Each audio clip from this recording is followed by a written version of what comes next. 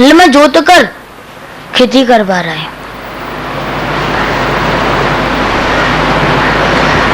उसी समय परीक्षित जी महाराज समझ गए और कोई नहीं, ये तो साक्षात कलयुग है। कलयुग ही पृथ्वी माता का सहारा लेकर धर्म को मारता है। बड़ी जोर जोर से धर्म महाराज में डंडा मार रहा था, चलाने की कोशिश कर रहा था।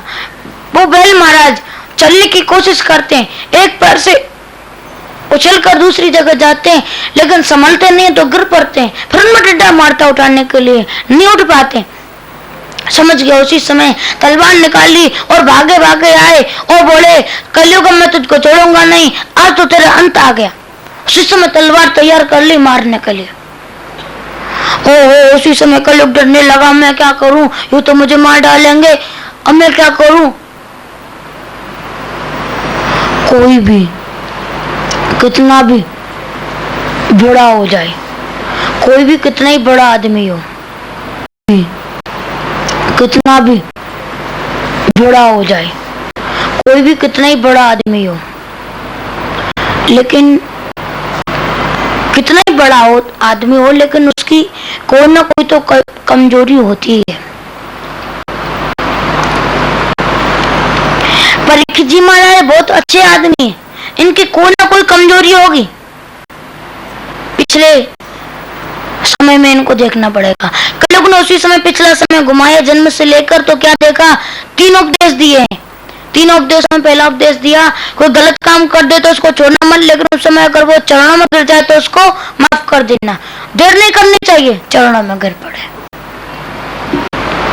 परीक्षित जी ने तलवार अंदर रख ली, बोले उठो, तुमने अच्छा किया चरणों में गिर पड़े, नहीं आज तुम मर जाते। अब सुनो, यहाँ से जाओ। बोले नहीं, मैं जाऊंगा तो सही, लेकिन आप मुझे कुछ स्थान दे दीजिए। सोचा और उन्होंने स्थान दे दिए 4। द्यूतम पानम श्रेयसु नाम, 4 स्थान दे दिए। पहला स्थान असत्य माने जो झूठ बोलता है उसके अंदर कलयुग रहता है।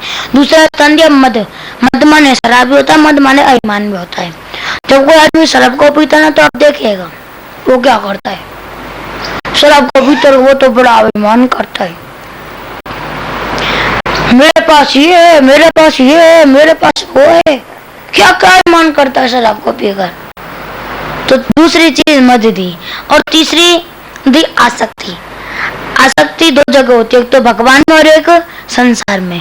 जो संसार में आसक्ति लगाता है उसमें कलयुग का निवास है, जो भगवान में आसक्ति लगाता है उसमें भगवान का निवास है। चौथी जगह दी निर्दयता,